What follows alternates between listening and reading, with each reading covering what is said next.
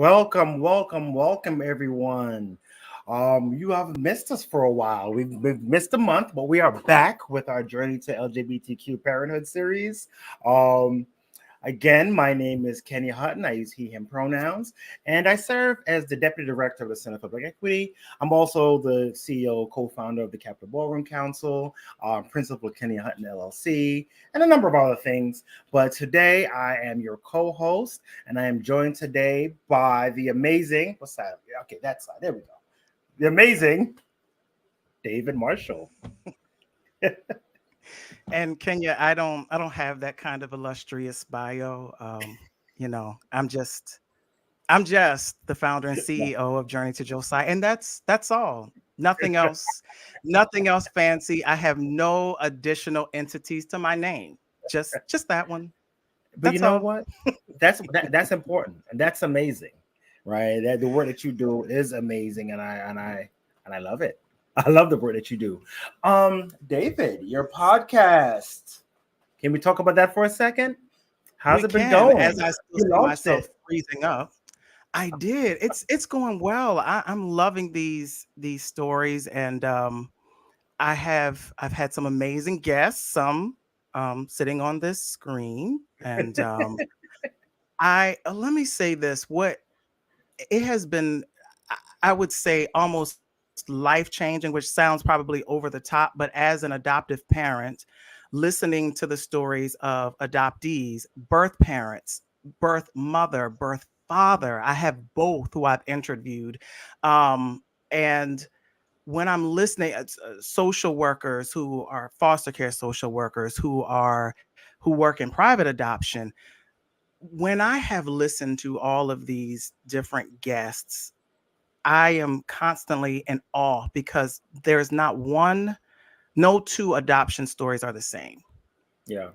And I'm learning so much, even as how to approach this subject, even with Josiah, because that's the scary thing for me. I tell anybody, he's 6, he doesn't yet fully understand, and I'm kind of maybe cheating off of some folk a little bit to help me on this journey as I tell him his story, as it is appropriate for him. So Yeah. yeah. Yeah. No, and that's why some of these conversations are important, right? Because we all have to learn from each other. I think it's important for us also. There's no rule book, there's no guidebook, there's no manual to this stuff. We kind of learn it as we go along, and learn from each other. Um, so yeah, so today's topic. You want to talk about today's topic? We're talking about challenging anti-LGBT. No, that's not what we're talking about today. Today we're talking about funding.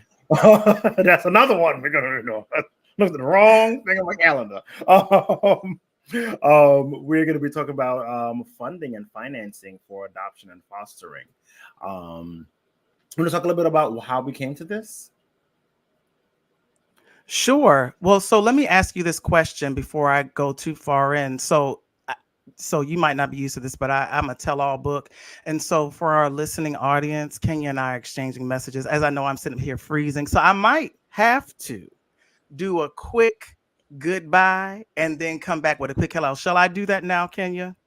Sure, go for it. While you do that, I'm going to play the commercial I have for you for your podcast. How about that?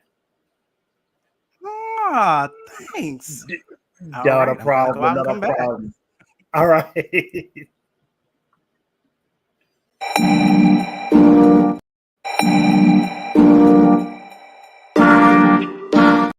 That was not the right commercial. You know what, David? I don't think I have your commercial anymore, but it's okay. It's okay.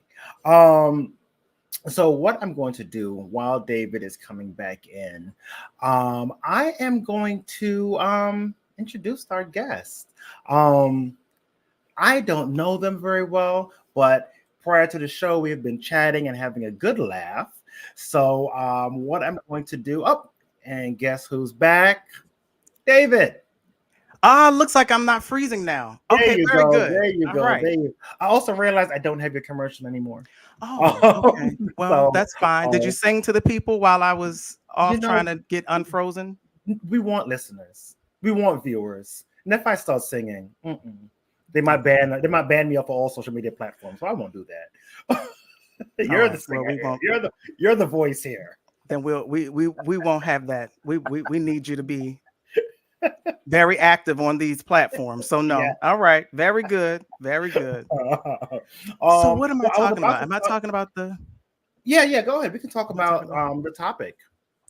so we decided to have conversation around adoption ethics and funding.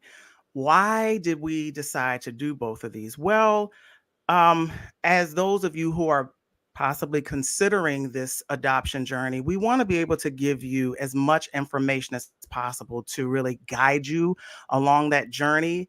Additionally, what is really, really good, and it's some new information for me as well, I'll say, because I'm not, I mean, I work in this field, but this is not my how would I say? I'm not all the way on the inside. I have some different ways that I work. But there is new legislation that is on the horizon as it pertains to adoption agencies and how they are being regulated. And so I thought it was important to really, really lean into that so that we have a full understanding of what we should be looking for on another level, we'll say. Yeah. And then of course, funding is it's frightening. If you go the private route, it isn't cheap. It's not Mm, cheap. I mean, we have to mhm. face facts. And so there are some other methods, and you don't have to necessarily go broke like I did. I tell everybody I had $249 left to my name, but I had my baby, but I was poor. I mean, not poor, I was poor. And if Oh, something happened at my house, I don't know what we'd have just been sitting there. I oh don't know. God. But that's all right. Sometimes it takes a few of us to kind of go through some of these processes in order to help some others to not have to go through some of the journeys and all of that stuff that we had to go through. Yeah. So yeah, I hopefully this is something that will be very, very useful to kind of help people. One again, because I think sometimes that whole price tag is what really, really scares people, Yeah. and we don't want folk to be afraid. Not at all. I think one of the things with that I want to also highlight is that one of the reasons we're doing these series because we really want to be able to use this time to really dig deep, right, and have opportunity to really talk about some of these topics instead of like trying to put them all into like an hour or hour and a half. We think it's really important to have these questions answered and to give folks as much information as we can. So I do want to Yeah. highlight that. So you will see, these things popping up. David, you got a shout out. Someone here loves you. Deneen Griffith. Oh, I must be live for the first time. Hey, Yes, Deneen Griffin. you got it. Yep. I see it right there. I see it. I see it up on the screen. Yeah. Wonderful. So we're also streaming live on David's social media as well. But yeah, We we finally definitely want to figured it make sure out. we created opportunities where folks will be able to ask questions and really have time to really dig deep into some of these topics. We've talked about fostering, we've talked about adoption. And then we're going to talk about a little bit about financing and a little bit about some of the legislation that is bubbling up, right? Yeah. I know we have another episode coming up soon that we're going to really spend quite some time talking about it, but we wanted to take this opportunity to really talk about some of the financing and how people can navigate some of these things. So I will ramble, David. You know this, so let's Okay. start introducing our guests tonight. Absolutely. So I'm excited to have two amazing women in the world of adoption. And our first guest, the first one I'm going to introduce is going to be Miss Shanitra Groves. She is the Chief Administrative Officer at Gift of Adoption Funds. So Shanitra's going to be talking about that funding stuff. She's going to help y'all to not be po when y'all leave these adoption agencies. And then we have Miss Pam Holer, who is a director of placement services at Paths for Families. Paths for Families holds a very, very special place in my heart because it's the agency that I adopted Josiah Mm. through. And so they're my be all and end all. I go to them for everything. I've often said many times they need to be national. I can't stand the fact that they just in the DMV. But that's another conversation for another time. I'm not going to keep running that into the ground. All right, well, let's welcome Shanitra and Pam. Welcome. Hello. We got to get some sound effects, some applause for when especially seeing guests Oh like you all are yes. joining us. Um, Look out for the next one. I'll have it. Welcome, welcome, welcome Yes. to the show. Well, thank you for the invite, Kenya and David. I am excited to be here to talk about Gift of Adoption Fund and how we can help your listeners have that financial barrier removed when trying to adopt or expand their family. So I'm so excited, and thank you for the invite.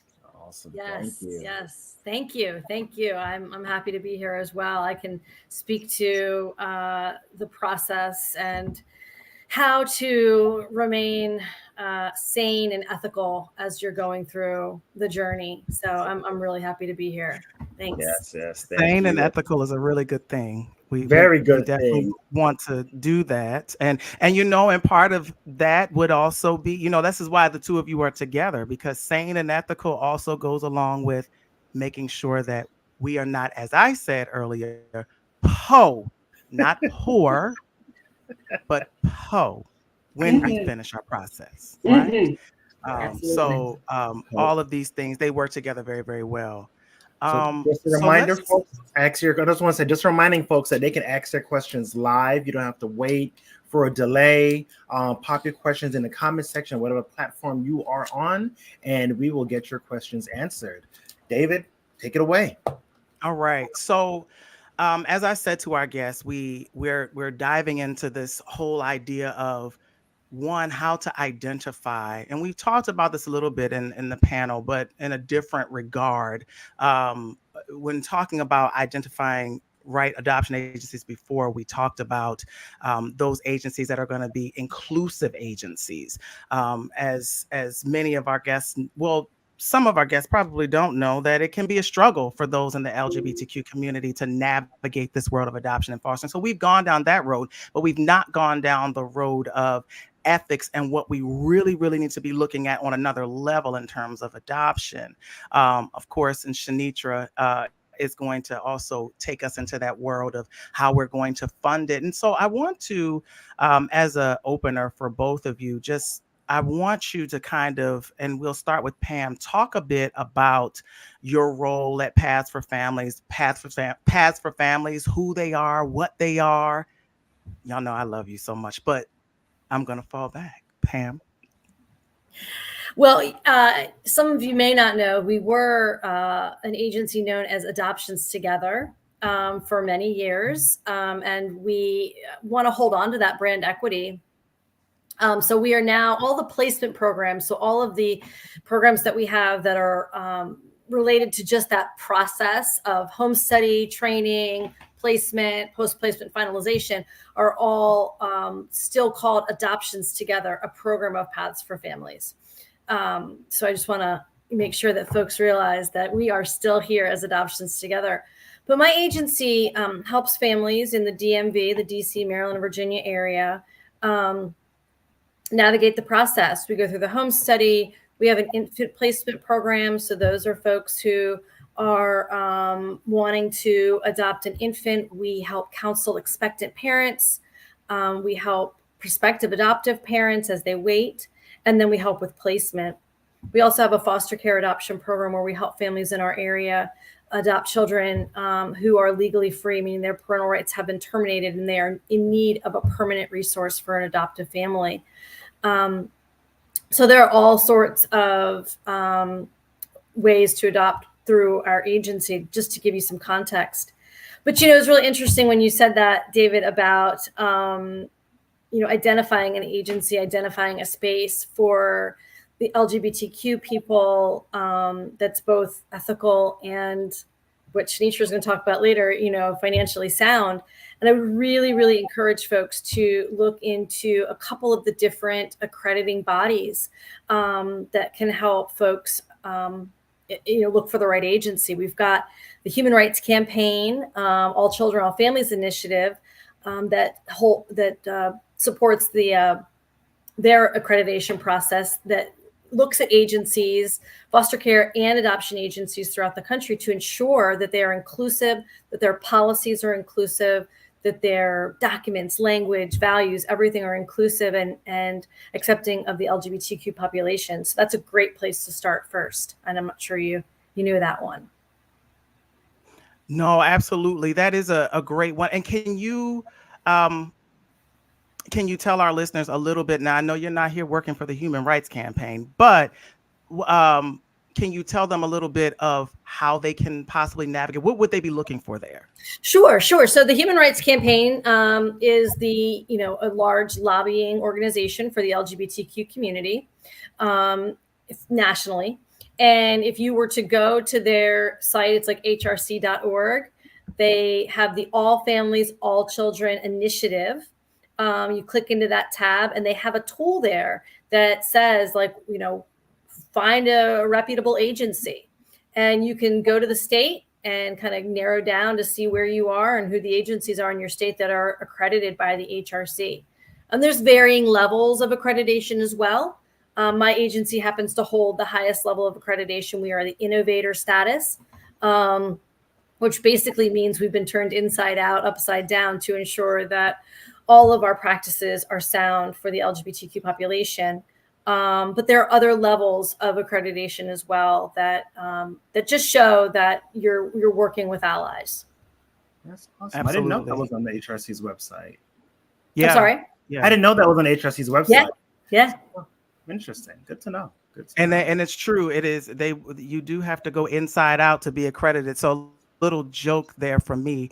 I've attempted to go through this as well. And I was like, wait a minute here. I'm a whole member of the LGBT. Why I got to go through all of this? What I got to do? I am he. I am he. But again, I digress. But it's an amazing organization, and they have a variety of resources, not even just housed within the world of adoption and fostering. So it's just something that our community should really be familiar with.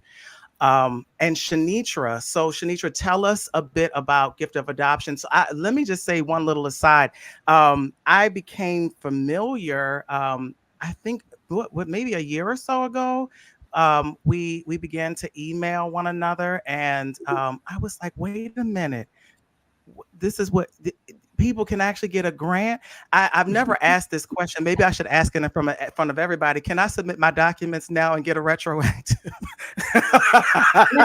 grant? But thank you for asking. No, don't work that way. Okay. You have to be in the process, David. In the process, and we are happy to help you jump over that hurdle. But if we the make word any says change, you have not because you ask not. So I figured I'd ask. you can ask whatever you like, my dear, whatever you like. But unfortunately, it has to be a no on that one. So we're going to help some of those in the pipeline who need that help right now at this minute. Absolutely. So tell us a bit more. Tell us a bit about the organization. Absolutely. Well, I am with Gift of Adoption Fund. I have been with the organization for 16 years. We are one of the largest grant providers who provide grants and award them without regard to race, religion, marital status, sexual orientation. So we love to brag about that. We don't care about religion. We do not care. We really want to help you expand or start your family. So you definitely want to start with Gift of Adoption Fund. Our grants range in amounts from $500 all the way to $15,000. We have a focus on helping domestic adoptions as well as international. We have what we consider our greatest funding opportunities, which are, of course, are to prevent children from going into foster care. We want to keep siblings together. And with international adoptions, our main focus is trying to keep children from aging out of the orphanage, as well as very fragile medical conditions. And so those are funding priorities for us. And of course, keeping kinship adoptions as well. So that's really important too. So those are kind of our main focal points. We have 29 chapters throughout the US. And so our chapters, which I want to shout out every chapter and chapter president, they work very, very hard to fundraise. We have given away $17.4 million since inception, and we have helped over 5,500 children find their forever family. So I am absolutely thrilled at the direction that we're going in and the number of families we have been able to help. And it is important that everyone realizes we are here. Lots of families do not know that we're here. You are free to apply with Gift of Adoption once you have completed your home study. And so it's okay if you have not been matched yet. It's A-okay. We want to get that application in, as we realize with domestic adoptions or international, they can take a turn very quickly. So we'd love to have that application in to us for consideration. The process takes roughly 60 days for a review, start to finish. You'll want to visit our website at giftofadoption.org. You'll click on apply for a grant. Everything we do is electronic, so it's all online. Very simple, very easy application. Enter in the information we ask. You will upload your federal income tax return, proof of income for both applicants. You will also upload a copy of your home study. We do realize that some home study agencies will not release that to you. That's okay. You can just upload a note in that section that says will be sent by agency directly. They can email that to me for processing, not a problem. If you are self-employed, as some of our applicants can be, we will ask for the most recent bank statements, 2 months of bank statements as proof of your income, along with 2 letters of reference. So you'll upload all of those items to the website. You will pay the $50 processing fee, submit it, and you will receive a copy for your records. And so after that has been received, you may get an email from myself if we're missing anything. And then, of course, maybe 30 days, 15 to 30 days thereafter, you'll receive an email asking you to update adoption information. You'll go through the review process. If awarded a grant, it can range from $500 to $15,000.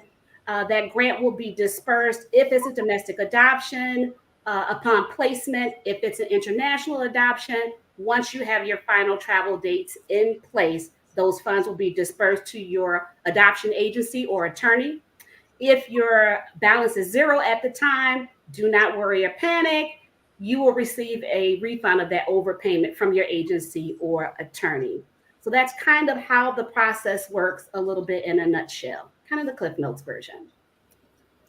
That's amazing. I did not realize that there was the breakdown in terms of the kind of adoption, one be it domestic and international, and then the focus being, or one of the priorities, I'll say, on keeping sibling groups together. And what was the other community, the other area that you all are very, very passionate about funding? So we want to prevent foster care. So we want to keep any of the children from going into foster care. And obviously, if there is a child in foster care, we want to get them out of foster care. We want to keep sibling groups together. So important. And we also start to see a trend of kinship adoptions. And so that's so important, whether that's grandparents adopting their grandchildren. And sometimes they just assume, I get so many phone calls, well, would you help a grandparent adopt or a step parent adopt? Absolutely. It's yes. The answer is yes to everything. We want to help. So those are our greatest funding priorities are those, but it's just not limited to, if you're doing just a standard adoption, it's okay if the child is not a sibling. You know, it's okay if they're not in foster care. It's okay. We definitely want you to apply. It's just a funding priority. That's all. So we like to, and that's what we would consider kind of like a tier 1. We want to make that happen immediately. And from the international side, we have children who in some countries, they turn 13 and 14, they age out. If you can imagine that you put a child that age on the street, that makes no sense to me. And it just breaks our heart. So that is huge for us. We want to stop children who are in the orphanage from aging out. So we are prayerful that they are adopted as soon as possible. So that's a big immediate funding for us. And then there are so many children who are medically fragile. And we want to make sure that we help that adoption, get their child here to the U.S. for the medical care that he or she needs. So those are our greatest funding priorities outside of every other request that we receive. Absolutely. And so probably one of the biggest questions that one would ask is, when you're submitting a lot of financial information, is there a well, do you have to be in a certain socioeconomic level to qualify for funding? Absolutely not. So I'm going to say maybe 10 years ago or so, we have done away with the income kind of limitations or bracket that you should be at to apply. And so the thought process behind that was, it could be a family who may look very good on paper. So let's say, for example, but this adoption, it was a stork drop. The family has no time to save money to make the adoption happen. So let's say if a family had an additional 6 months, they probably would not need gift of adoptions assistance. So for us, it's a matter of you want to do the adoption. The grant selection committee will take into consideration the application in totality. So we're going to look at income, we're going to look at perseverance, we're going to look at the expenses that you have. All of that is taken into consideration, but it's not drop dead spot on with, well, I'm making 150,000, so it absolutely excludes you. That is not true. That is not true. So the income is a small factor of it, but it's the whole picture in totality. So your savings, if you're crowdfunding, lots of things come into play. But we did absolutely do away with that years ago. So with that, then, now you said it ranges from $500 to $15,000. Does one's personal finances then play a role in the amount then that would be awarded? Absolutely not. So what plays a role in that is the gap that you have. So let's say, for example, there's a family that applies, and let's say that there's a foster care adoption, and we know sometimes there's a state and federal subsidies. So let's say that the family just needs help with that home study. And let's say the home study is $3,000, families pay $1,500, gift of adoption will come in and close that gap and we'll award $1,500. Family needs that to make it happen. Mm-hmm. And then let's say if there's a family completing an international adoption and it is $50,000, family has $40,000, they may need the 10, and we're looking at, there's no other resource, there's no crowdfunding, there's nothing else. They're adopting 3 children, we'll come in and close that gap. So it really will depend on what the family's financial needs are, what they have available to add to it. Lots of families are doing crowdfunding. Gift of Adoption is starting to do crowdfunding as well with families. So we've set up a platform to kind of help the families with that. So you can crowdfund up to a certain amount of that adoption while also being considered for a traditional grant. So we've had families successfully crowdfund a lot of money, as well as getting that traditional grant, and really closes the gap. And they're so excited to have that opportunity to do so. So that's something we've been doing the past 3 years with crowdfunding. And so we're getting pretty good at that. And we're receiving positive responses from that. So we're happy to try to help kind of the families, all the way around if possible. And of course, it's always based on funding for us. The chapters fund the grants in their states, which is really cool. So a lot of our chapters are just rock stars when it comes to throwing these events. And I'm happy to say, I don't know how many organizations can, but I love to brag about every dollar raised from any chapter goes 100% to help the families. We are grateful for our national board and our investor board as they take care of the administrative overhead. Our chapters do not. When they fundraise for their state, for their families. 100% of that goes to those families in those chapter states. So we're thrilled about that. That's awesome. If there's a family that's not in a chapter state, what would they do? You still apply through national. So there's one place to apply, which is national. And so what happens is we'll review it. We have a grant selection committee that's comprised of a member from every single chapter. And so they sit together. And so if you're assigned to, there's a nearby chapter, that family is connected there. If it happens to be a family that there's no chapter within a certain radius, national picks it up. So no child is literally left behind. And that's a secret no one knows. So when we have our fundraising gala, we have a pot that we will literally take care of that family and fund that grant. So national funds grants, and no one knows that, but we never say. So that's how we do it. The chapters work together. We have some chapters who are overfunded. They have so much money that they give to other chapters that are underfunded to continue to help. So everyone works together. It's very cohesive. And it's a well-oiled machine. So I love it. So literally we're able to award so many grants because of that model. Shockingly, and I want to say we probably receive maybe 100 to 150 grants a month that the committee will go through. And then on average, we're able to award between 60 and 75. So we're doing really, really well, really, really well with that. That was actually one of the questions I wrote down. So you answered it right there. So yes, so we're very proud of that. So trying to increase our average grant award amount, which is about $4,400, we're working hard to increase that as well. So we have I want to say currently 797 families in our pipeline, and our goal is to help about 950 this year. So we're really excited, really excited. So trying to spread the word, trying to tell people we're here, we have money. I'm just going to bring a sign. We're here, we have money, we want to help. Call me. We have money. Call me, please. We're here, we have money, want to help. I don't want you to be putting that sign up, because now I'm ready to call again. I'm trying to figure out, can it be a retroactive fund sent back here with the "we here, we have money"? Call you. Call me. We have money. We have so many. It's sad to say, but we do have some states where we have restricted funding. That I've been beating the pavement with outreach, telling people literally, send me families, we have money. So Dayton, Ohio is one that we're trying to, drum up more applicants for. Beloit in Wisconsin, that's another one we're trying to drum up applications for. So I'm doing outreach, reaching out to attorneys, reaching out to agencies, social workers. I am screaming from the rooftops. We have money. We are here. Please send me applicants. So for those who are listening, tell a friend, tell someone, we have money and we're trying to give it away. That's amazing. And, and not to become, sorry, Kenya, go ahead. No, I was saying that's an amazing place to be as an organization. To, many organizations, especially in my line of work, we're struggling for money to be able to be an organization and say, listen, we have money. We want the families to give it. That's amazing. That's amazing. Well, yeah, I need more families that have the opposite.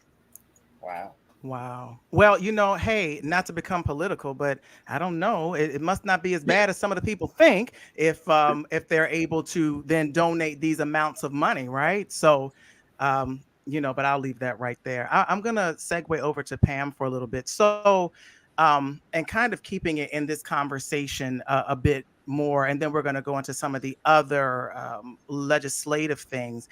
One of the things that you and I talked about when I was talking to you offline was people are always upset and wanting to know why they have to pay. So can you tell us a little bit about why there's a cost associated and kind of what these fees kind of can go to? And let me say this before you answer it. I don't know how far our audience is in terms of their listening, meaning where they're all listening from. Things do look a little different agency to agency, but we talked a little bit about maybe some standard practice. So Pam, if you can speak to that a bit. Sure. Yeah. So, when you're talking about ethical adoption, there's going to be a price tag. And I think, the amount of the price tag is where the ethics sort of get a little bit gray, because there are some adoption providers who do charge a lot of money for not a lot of service. You've got the adoption brokers who are out there that are really just charging for advertising, matching. They're not doing any of the legal work. They're not doing any of the counseling. That's some of what the legislation is that we'll talk about a little bit later. But there are a lot of folks out there who are unlicensed and unregulated, and they're posing as agencies, taking an exorbitant amount of money, and really all they're doing is matchmaking. And so it's, the world of adoption it can be tricky. And that's why these panels are so important, so that folks can learn about how to navigate this. So when we're talking about funding, you want an agency that provides not just a blanket service of, hey, you're going to adopt through us, because that means generally that they're a matchmaker. Okay. They're not an agency. And you want an agency that's going to provide all options counseling to their expectant parents. What all options counseling means is that we have counselors who work with our expectant parents before they make the plan of adoption to say, is adoption for you? Is parenting for you? Is kinship care for you? Is termination for you? What is the right choice for you and your child? And it might not be adoption. Okay. So a lot of times people say, what am I paying for? Well, you're paying for that.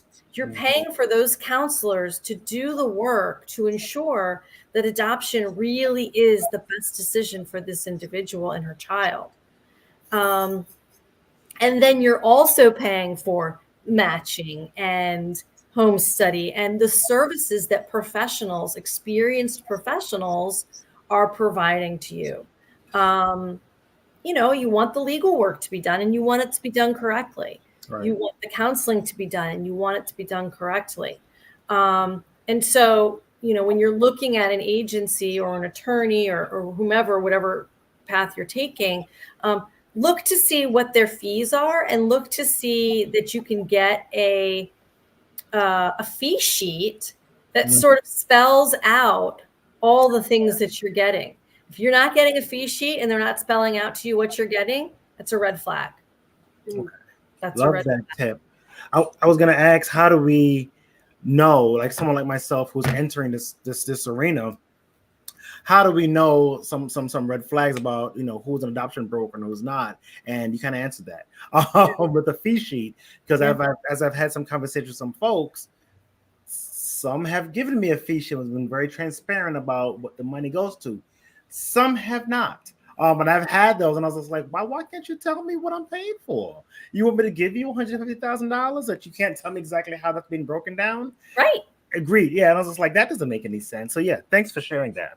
Yeah, sure. And again, I think, the cost of adoption, it does vary greatly. Some situations, is from foster care, the fees are less expensive than a private adoption, simply because they're subsidized by each of the different states and counties. Then there's also using an attorney. Maybe you already have a match because your sister's cousin's neighbor's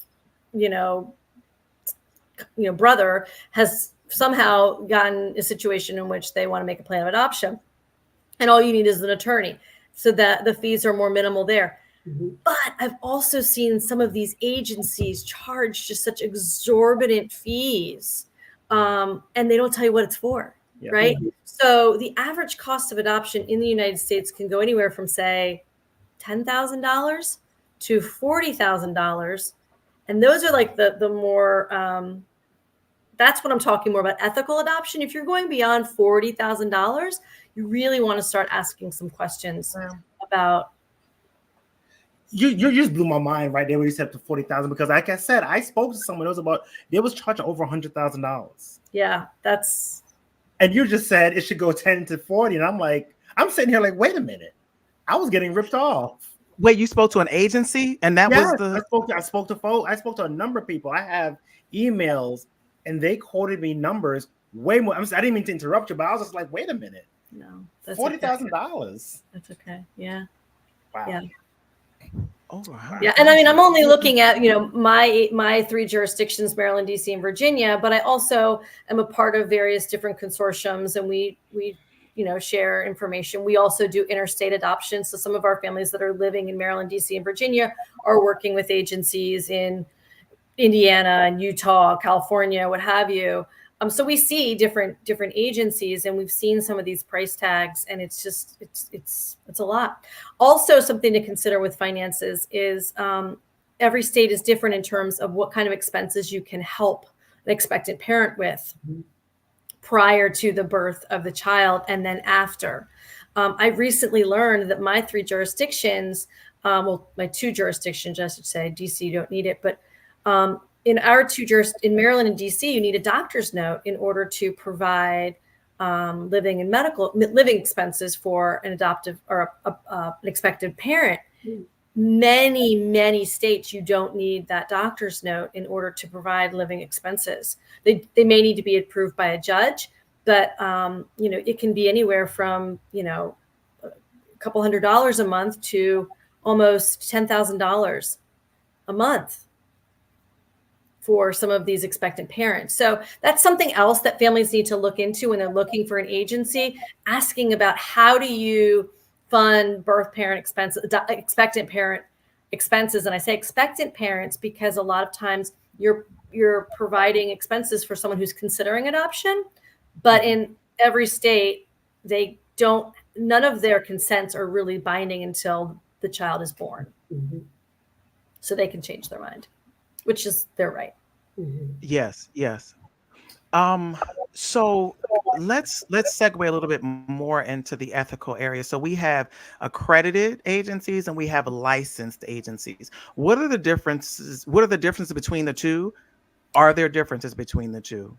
Not really. And agencies that are accredited, say like we're accredited by the HRC, that's just an added layer of you know, credibility, accredited credibility, but it's just an added layer of, saying that we want to do the right thing. What you want is a licensed entity, whether it's an attorney or whether it's an agency. You want a licensed entity. Child placing agencies are licensed in every state by the Department of Social Services, Department of Human Resources, whoever it is in that state. But it says we've done the work to ensure that we have the policies and procedures, that we're following the rules, and we have oversight. We have the state, regulating board coming and looking at our files, coming and looking at, the work that we've done to ensure that we are, dotting our I's and crossing our T's. So really, there's no difference between, there is a difference between accredited and licensed. Accredited, you don't have to be. Licensed, you should. You should be. And it's good to know. I didn't know this part. So with the licensed agencies, then you do have oversight, because in my own mind too, thinking private, I was thinking that really they're overseeing themselves. And so there's a state board, I would say. Yeah, and you can also use an attorney who is a reputable attorney. So it doesn't have to just be through an agency. You can have a private adoption, but you want to ensure that the attorney is, board certified in that state to do the work as well. So I don't want to leave out the attorneys. It's not just agencies. But attorneys. And when you're talking about accreditation with adoption attorneys, we really recommend using attorneys who are Quad A accredited, which means that they are a member of I believe it's the Academy of Artificial Reproduction and Adoption Attorneys. Can I ask a question? So how do we check that information, right? Where do we go to find out whether an organization is accredited or they're part of Quad A? Again, because I'm asking for myself. Yeah, no. I was just on the Quad A website today. There's another great little tool on the Quad A website. It says, search attorney by state. You can go to your state and you can see all the attorneys in your state that are members of the Quad A group.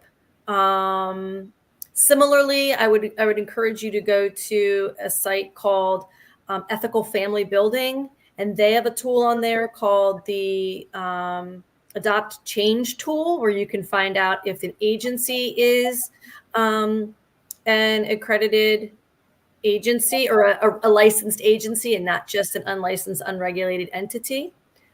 One of the legislations that we are proposing this year, HR Bill 5540, the In Good Standing bill, is hopefully a national list that would be published by the federal government every year that would list out all of the agencies that are in good standing. So there would be one spot that is supported by the federal government.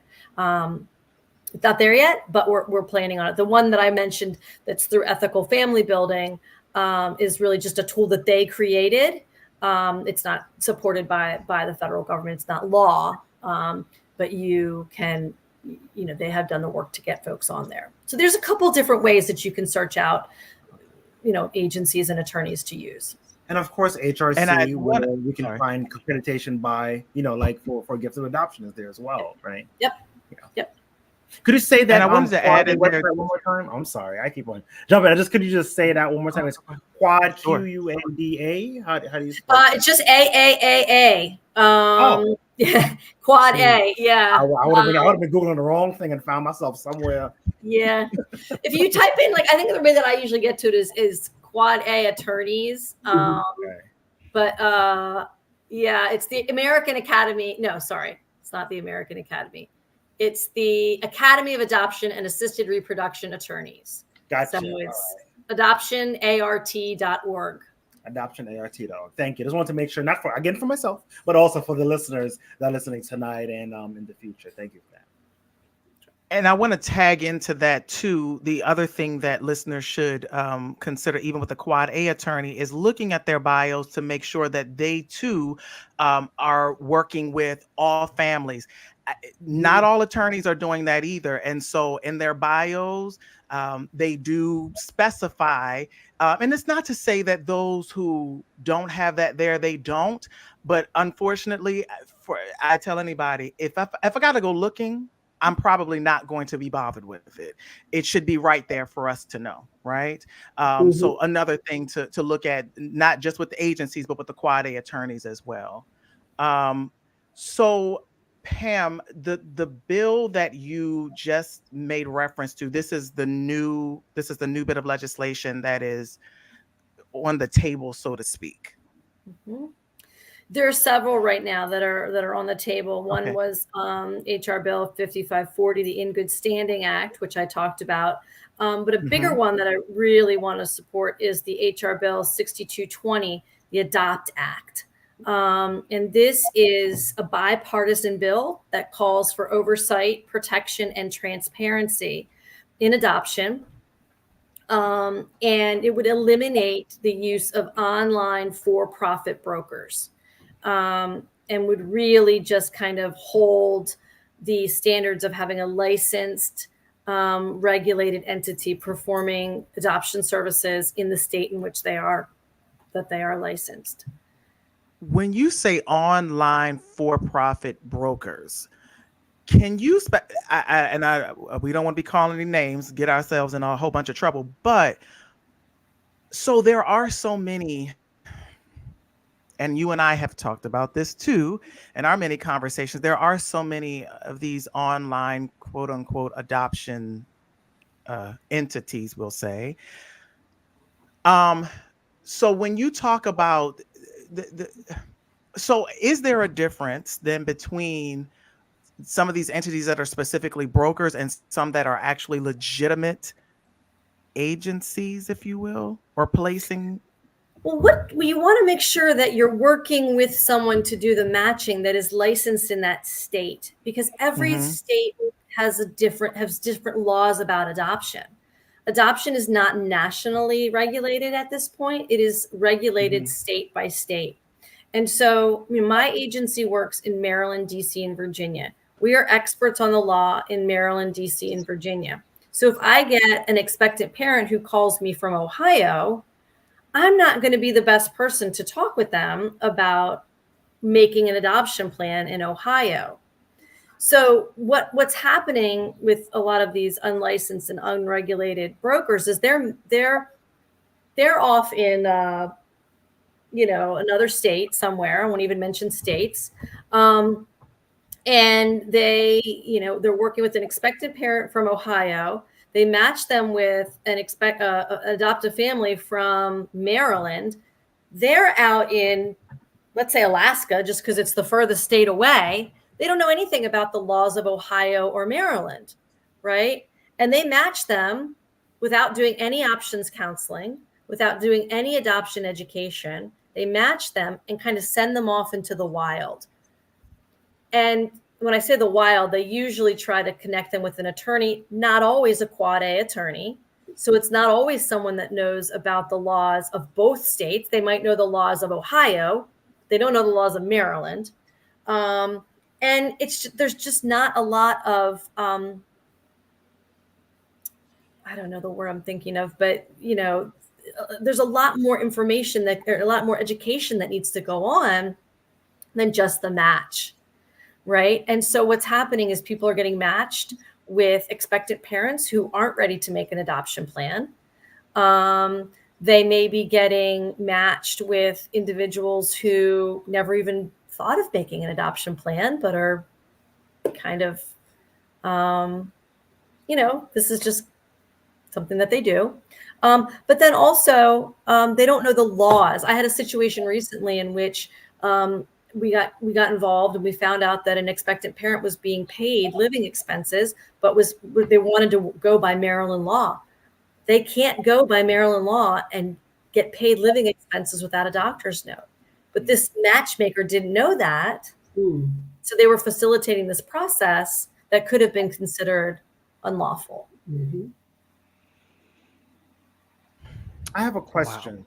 As we're talking about legislation in different states and different jurisdictions, I want to ask Shanitra, if you have experience, since you all work nationally, right?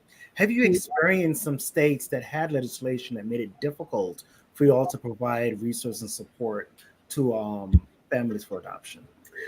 Thankfully, we have not run into that. In my 16 years of doing this, we have not. We rely on kind of people like Pam and others in that space who vet the families, they do the home study.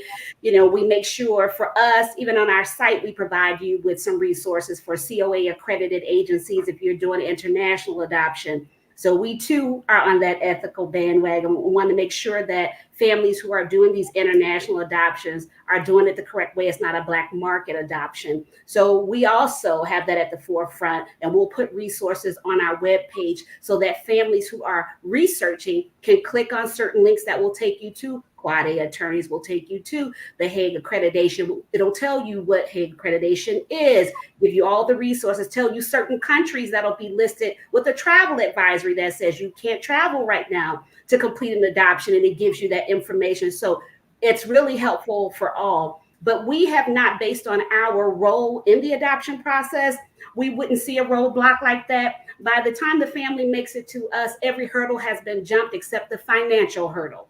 So they've made it through the home study process, right? They've been given the green light. They've been matched with a child. If not, they're waiting to be matched. They have an agency who is COA accredited working with the family, or they're with an adoption attorney that's licensed or is Quad A. So for us, those expectations have been met. And for me, I'm just waiting after the grant's been awarded to help disperse that. So the only roadblock that I may see is not from an ethical perspective, but it may come from a contested adoption out of the blue. Family's been awarded, placement has happened. Pam, I'm sure you're aware that this happens. And all of a sudden, maybe a dad may contest it, someone may contest it, and that will hold a family up for months. And I've even seen a few years. On the international side of it, the only roadblock we may catch is when family comes home, it may be an issue with the green card being issued for a child. We've had a family wait 2.5 years to get a green card for their child and just recently received it in the mail. And I almost fell off my seat when I opened that email. And I was so happy because we had been waiting so long for this young lady to get her green card. So those are the only roadblocks we see per se. But I think all of our partners that do all of this wonderful vetting for us, once the families make it, our job is to process the application, remove the financial barrier, and move forward. So we don't have to do a lot of thinking when it comes to this. We're grateful for Pam and those in her space. Well, and I wanted to say, I think, Shanitra and I just worked a situation that, I think, ethics really did come into play. This was a situation where we knew that this family was going to need funding, and the family requested the funding, and Shanitra and her organization would not approve the funding until the parental rights were thoroughly terminated. In our jurisdiction, that means 30 days. And so we had to wait an additional 30 days to ensure that they would fund this family's adoption. But I think what that made me realize is that like parties deal with like parties. And I think a lot of times, we, as Shanitra said, we kind of rely on each other to help hold us all accountable. Mm-hmm. And if we wanted to push forward with this in a way that gift of adoption wasn't comfortable, they would have pulled out. Correct. Right. And similarly, they would have pulled out from our situation if they saw that we weren't doing something in a reputable way, an ethical way. So I think, when you're asked, how do I find this? What are my red flags? Nothing I can tell your families to do more than research. Look at, let's say you're referred to Paths for Families. Look at their accreditation page. look at their partnerships page, see who they're with. Gift of adoption, same thing. Look at their page, see who they're with, see who they do work with, because like parties tend to gravitate to like parties. Absolutely. Absolutely. That is so true. And it is important with our partnerships together. Pam, myself, and others in our organization, we had a serious email thread that went on for weeks. And you know how you feel so bad because I'm being a stickler and I'm like, well, Pam, I've got to have this. And once this happened, let me know. And everything has to be in writing for a gift of adoption. And so we went back and forth and I didn't delete that until everything was done. And then I made copies of all of that and put it in the file. But it is important to us that we do realize with our partnerships, everything is transparent and above board. That's how gift of adoption functions. No other way would we do it. And so we appreciate our partners who feel the same way and have no issue with providing us with the documentation that we require. And I think sometimes our wonderful grant families, they are stressed out enough going through the adoption process where I feel it's my job to step in and kind of do some of this back and forth like Pam and I may do on their behalf because it's stressful for families. And so I don't ever want them to feel like, well, we did everything, you gave us the grant, but now we have to do this. Well, if the family shares with me, well, the adoption is being contested. So typically I was on path A. I have to switch now to path B, which is, well, have your social worker let me know what's going on. When's the court date going to happen? Let me know once the judge approves you to move forward. Then we'll get back onto path A. And you feel so awful, kind of snatching the rug from underneath someone, but we have to make sure it's going to happen. And the most important thing from a gift of adoption perspective is just that fiduciary responsibility we have to our donors, right? So we agree for the wonderful donors who have been backing us for 20 something years that this is exactly how we pay it. We have everything. This child is home. We send you the story. We give you the update. So I can't comfortably say, well, here's the $5,000 check. The adoption was contested. I knew all of this and didn't do my due diligence. So as soon as I see something or something doesn't feel right, I'll ask for some additional, information. I'll reach out to the agency. We'll have a conversation about what's going on because the goal is to work together to get the child home with the family, not to make life difficult. But there are times when we may have to pull back just a bit. And I always tell the family, I'm still holding your hand through this process, but I've got to pull back a bit until you jump over this hurdle and then we're back in it together. And so that's kind of how gift of adoption, we function with the grants program. And I've been so grateful to be able to oversee this grants program since I've been with the organization. We've seen it evolve and I try to figure out what's most helpful to grant families. What do they need more of? What do they need less of from us? And so we do really good with our feedback after an evaluation. After receiving the grant, you'll receive an evaluation. We'll keep up with families 6 months after awarded. We'll check in with them 18 months after, 3 years after, 7 years, and 10. So I've seen some children grow up through my career here that are in college and they come back and speak at events. And so for us, it's important that we keep up with our families and we're still able to support them. So if there are other resources that you need that we can't provide, I'll give you some of our other outreach partners to say, hey, why don't you reach out to them? I'm sure they can help you. But it is important that we're transparent with each other and that once I'm able to give a report back to our donors that we've spent, $50,000 in the Dayton, Ohio area, and we were able to bring, 10 children home. Here's the picture. Here's the story. This child is home. I'm not looking at the donor or giving a report saying, well, I've given away 50,000. None of the kids came home, and I can't tell you what happened. So that's important. And I'm sorry if I'm jumping in too much there because I'm I am no, please researching the process. Oh, I have so many questions. And another reason why I love doing these shows is because if I have questions, there's someone else out there has these Absolutely. questions. And some of these other shows that we've had, and we talked about this, and you actually touched on it, is when things change and shift. So and I could go down the list of things that can happen, but we'll be here for like 3 days. Does either of your agencies, excuse me, connect folks with support services? For that, because it can be heart-wrenching to be on a path and then all of a sudden, something changes, right? We've had folks talk about that. what options are out there that your organizations, both your organizations, are able to not necessarily provide but connect folks to? Or is it even something that you all even engage in?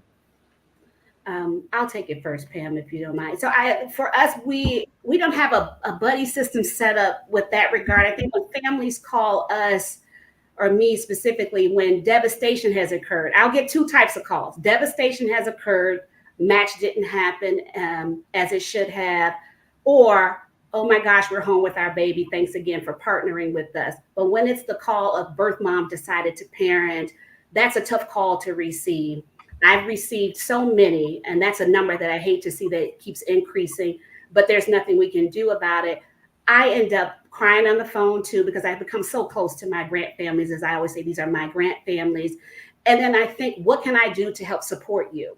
So I put myself into that supportive role of whatever you need, checking in on them, making sure they're okay. And if there is a resource that family needs, and sometimes they'll tell me specifically, I will make sure that I connect them with one of my outreach partners to say, this isn't something that we do specifically, but this social services agency can help. And so I'll refer out if it's needed. It's a tough process. It becomes a grieving process for families. And it's heart-wrenching to see families go through it. And with gift of adoption being so transparent, we do mention in the grant award letter that this grant is specific to this child. The adoption is, has been approved for. But if it does not go through, let me know immediately and I'll tell you what the next steps are. And usually what we'll do is we'll get updated information from the family once they're rematched. And usually it happens fairly quickly. Okay. We'll update all the information, take it back through the committee. They'll usually just reapprove it. Okay. And leave the grant in place. If additional funding is needed, that amount will be tweaked and increased if family needs that funding. But I do tell families, because it's hard to say, well, I'm sorry, this has happened. We'll put you back in for another decision. But I'll just kind of say, this is par for the course. Not to worry. I'm here for you. But just know we'll work together and we'll get you back where you are. Because I understand you were dependent upon these funds. And we do make sure families are absolutely reconnected to those funds. The reason why we say that, and we have them give us updated info, because if you were awarded $3,000, you may need $5,000 now. Yeah. So instead of you going, oh my gosh, now what do? I can't ask gift of adoption again. It's the same adoption. That's why we'll put those funds back in, have you give us updated financials. And if everything is still the same and the need is still the same, we'll keep it the same. If you need more, we'll increase it. Awesome. And so that's the purpose of that. But we do hold our families' hands through that process, and so that they don't feel alone, and try to ease the burden for what they're going through. It's just tough. Those are tough calls to take. I love the calls that we're home and I get the pictures of the children, but it's tough when the placement doesn't happen. It's tough. I think it's also important. Yeah. So in my agency, we have a social worker who works primarily with the expectant parents, and we have a separate social worker who works primarily with the adoptive parents. And so each person in the party has their own representation. So, if we're working with an expectant parent and she chooses to, and they've been matched, and she chooses to parent, I don't have one social worker who has to feel split between, this one party that's happy that they're going this route and one party that's very sad that they're going this route. And even in, when an adoption does occur, there's a lot of grief for the birth parent. Mm-hmm. And so, I'm able to have my birth parent social worker work with the birth parent, and my adoptive parent social worker work with the adoptive family. So,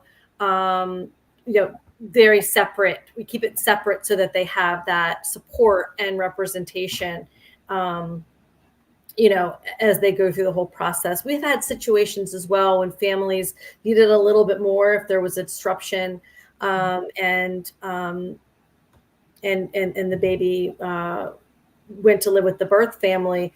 We do have adoption specific counseling in our longer term counseling in our program, so that in our agency that we would refer families to. But yeah, you would really want to make sure that you are providing support to each member of the party, in the way that they need it. Yeah, that's important. I think that's just something I always think about is the support right? Beyond the finances and helping me navigate, what happens mentally and emotionally through the process. Like you said, Pam, for both parties, I think it's always something important to consider. Because I couldn't imagine what I would go through if that happened to me, So yeah, thanks for sharing. Sure. And then also there are additional supports beyond that Pass for Family has for families like myself who are almost, I can't believe it, next month, 7 years into this, and we might be falling down on our faces thinking now I'm going to say this because this is what was said to me. This is a quote. This is not David, but my post-placement social worker said, there's going to be that day that you're going to look at your beautiful child and say, now just what in the hell did I get myself into? and when this was said to me, let me tell you this, Josiah was just he was about 2 weeks old when I got him. So he wasn't that old. And I'm like, oh no. That can't. Well, I've asked myself that question a few times now, and that's all right.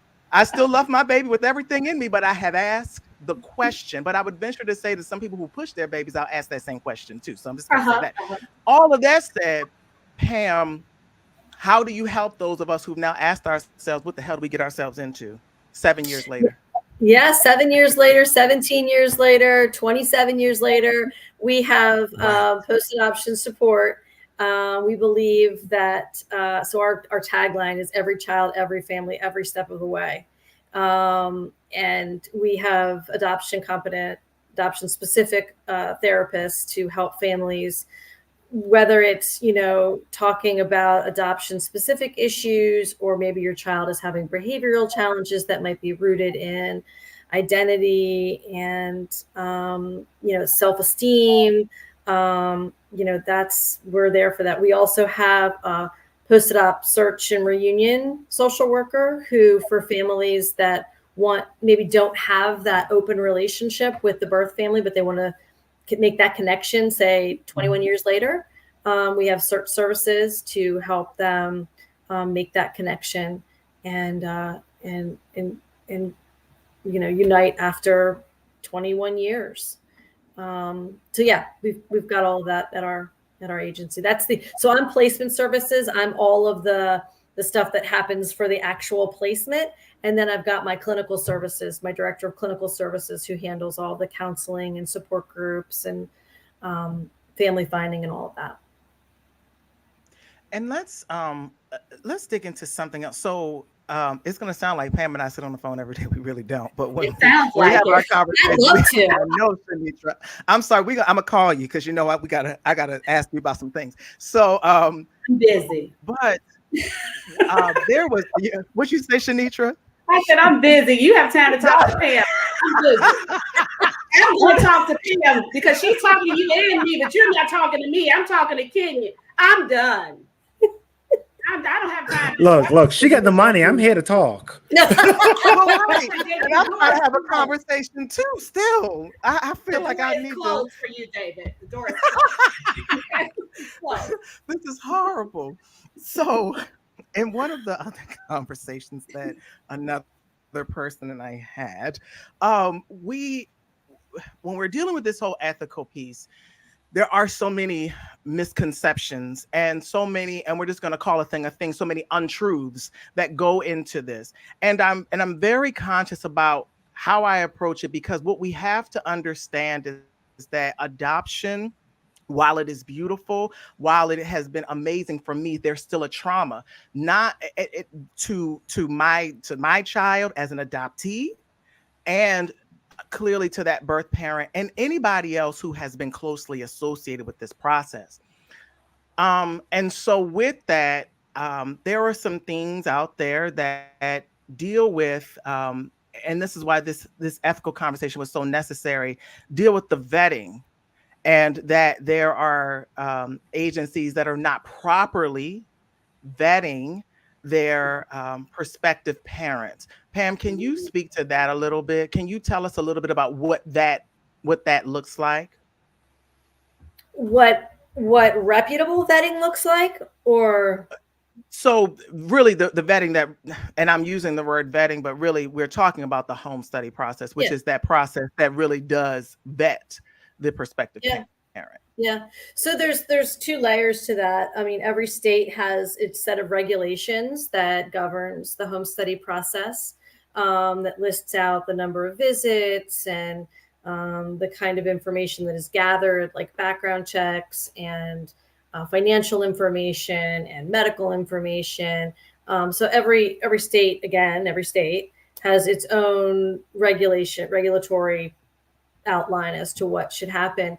But then there's the other layer that we believe at my agency is important, is like the education of adoption. And not only did you check the boxes, right, but do you also really understand what it means to be an adoptive parent? Do you understand the gravity of emotions that are in the world of adoption for all members of the constellation? Meaning, we do trainings for our families on birth parent grief and infant grief and adoptive parent grief, right? Because there's that sense of, that this may not meet the expectation that I had of adoption. So we have families check all the boxes, but we also go through a process of conversation, of education, to train them about the world of adoption and what does it mean to be an adoptive family. What if it's an interracial adoption? Do you have the skills as a parent to parent a child who's not the same race as you? And not only did you just say, yeah, I checked the boxes there too, but do you really understand what it means to raise a child who is of a different race than you and who may be of a minority race, right? Because your perspective might be as a white person and your child is a minority. And do you thoroughly understand what that means to raise a child who's a different race than you? So that's sort of the vetting that my agency really believes in. And I think a lot of times it's another one of those things like, why do we have to go through this process? And what's this all about? And my thought is, we're placing another person's child in your home. And we want to ensure that not only are you checking the boxes, but that you really understand what you're getting into. And you really understand what this means for your child, for your child's birth parents, for you. Because it's not just about today at placement, it's about, 10, 20 years from now as well. Long term. Yeah. Because, and I'm glad you said that, because that is a thing, along with why did I have to pay so much? And I'm going to say this now, I'm going to make it sound a little bit tacky because I've heard this said too. So you didn't buy a baby. So we understand what this funding is, because that has been something that is said, well, are we buying? We're not. That's not even legal. So we're just going to say that.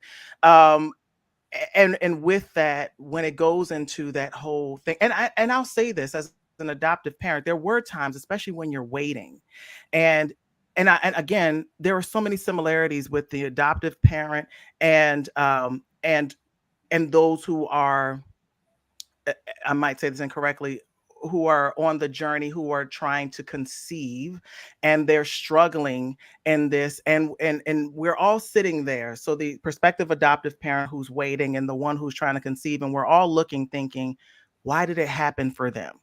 Why is it not happening for me? And for the adoptive parent, prospective adoptive parent, we're sitting there thinking, oh my goodness, they've asked me all of these questions. And we look over here at this person who shouldn't even be raising an ant, much like a child, right? But it is, while it can be daunting, it can be exasperating. I would say my process wasn't, I'm not going to say this just because Pam was a part of that process. I mean, she made it very, very easy. I don't know, what other processes are, because I've only had one. But at the same time, one thing that I can say I appreciated about it was that in the end, I got to tell my life story. How many people get to tell their life story? Right? You've never even had the chance to think about these things. You've lived it, the good, the bad, and the in between. And even in that process, there's something that, say it is something that may not be so beautiful. And this is something else people need to know. You don't have to paint a picture. You don't have to paint a picture. Your reality is your reality. And those realities are then what can help you to become a better parent.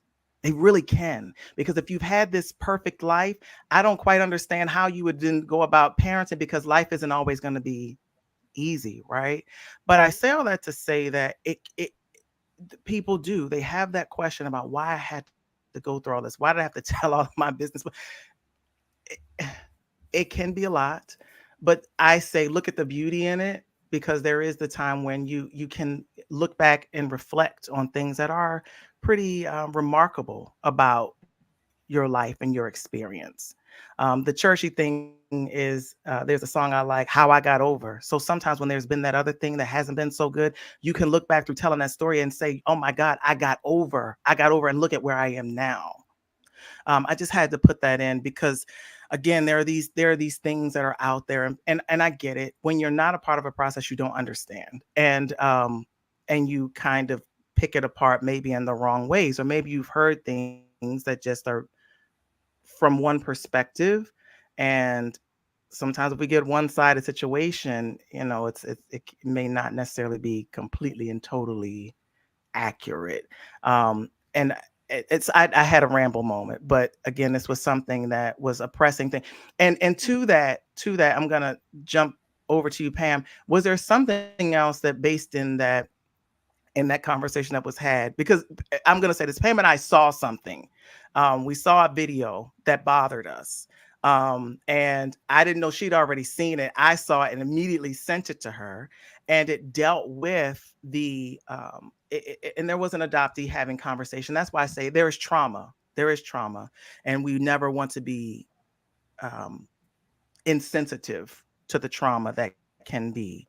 And I sent it to Pam because I was like, oh my God, as an adoptive parent, I didn't buy my baby. I'm not a trafficker, because these are things that are out there that those of us that are adoptive parents are traffickers.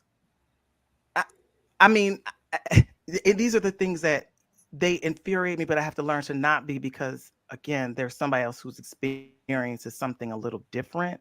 But these are the things. Is there something else there, Pam, that you want to throw out there as something that people need to erase? The only other thing I think in that video that there was that mention of just private adoption being negative, being bad, and that all private adoption is unlicensed and unregulated, and that's not true at all. Private adoption, because they were saying public adoption and private adoption, not considering that like inside private adoption, there's agencies, there's attorneys, there's there's a lot of regulation. So that was just one of the mistruths that we were talking about, that I really felt was important to clarify that. Private adoption is pretty regulated. And with that, to tag on to that too, with public, and I'm not trying to tear this down, okay? So because we need people to adopt from the foster care system. That's a very clear thing. The system is overrun. But what I will say to that is, specifically for people in the LGBTQ community, you need to consider that there are 13 states that can discriminate based on sexual identity, orientation, and religion. So when we talk about the vetting process and we consider that there are places that can vet you out of it because of who you are, you need to consider that may not be the most ethical. Okay. That's that. Do we have anything? Are there any questions that you've seen come through the chat at all? No questions, just lots of loving this, great conversation. People are, like we said in the beginning, listening, absorbing all of this, because I'm sitting back. I don't know if you see, I keep on sitting back because I'm just like taking all the information in, and sometimes I'm texting my sister on the side, be like, hey, guess what? Like as soon as y'all say something, like that's why I keep on looking down. I'm like sending messages along and like pulling things up. No, nothing bad. I think everyone's just absorbing all the information. It's a great conversation. This is great. Do we have, I think we have about worn Pam and Shanitra out. Are there any kind of things you want to throw out there as as kind of putting a neat little bow on what you've already shared with us? I'll pop in. It has been an absolute pleasure to be a part of this esteemed panel today. I'm so happy to spread the word about Gift of Adoption Fund. We are here.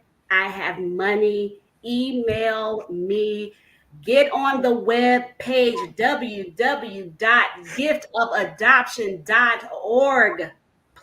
Singular, not plural. Just Google it, Gift of Adoption. You will find us. Yeah. Email me if you have questions. I'm happy to answer them. If you feel uncomfortable about applying because you may feel like maybe our family is not a fit for the program, call me, email me. I'm happy to discuss. I do that with a lot of families. There's so many preconceived notions about what we can expect to who would receive funding, how many families we help, or we don't help grandparents. So there's so many myths out there. And I says, people cannot speak on Gift of Adoption's behalf. Please call me. I run the grants program. It is my baby wholeheartedly. So if you're not sure, every adoptive family and grant applicant is a snowflake. Everybody's special. So call me. I'm happy to talk to you about your adoptive situation, where you are in the process, if it's a good time to apply or not. So I am happy to do that. If I had a sign, it would say, "We have money. We want to help. Please send in an application." And thank you.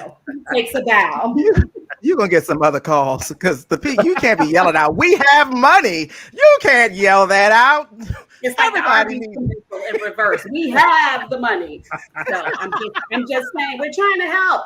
We're trying to help. Yeah. But mainly, I was hoping to get across today by joining this panel is spreading the word. So if one person out there had no idea Gift of Adoption was here, now they do. So I did my job. Yeah, absolutely. So thank you again for having me. Oh, no, thank you. I do think also so many families say, "Oh, I would love to adopt, except I can't afford it." And I think it's really important for right there. Where's she? Right there. She has money. She got money. And so, Pam, what would you like to? Would you have money? I just want to encourage. Yeah, well, I don't have any money. I don't have any money. You don't have any money? So. Okay. Hi, Crystal.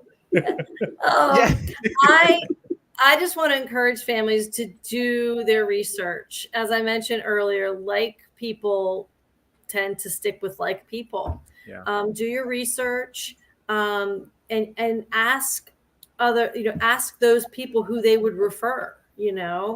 I think one of the things that about Journey to Josiah is that you're doing a lot of that research, and you're helping families learn how to research. Adoption is the wild, wild west. So do your research, and you will find good entities. You will find good people. This has been a pleasure to be on here. Thank you. Thank you both so much. This information has been amazing. And Pam, I may need you to, because I want this in terms of these bills too. So I may need you to, whenever you have a moment, we're not going to talk because we don't need Shanisha. Here we go. Here we go. So, but if you could, I'm only talking with your me. features on there. That's right. That's what we're going to do. There you go. I just want to email me. Oh my God. I'm looking busy, David. I'm blocking you right now. I'm done with this panel. I'm about to fall completely out of my chair.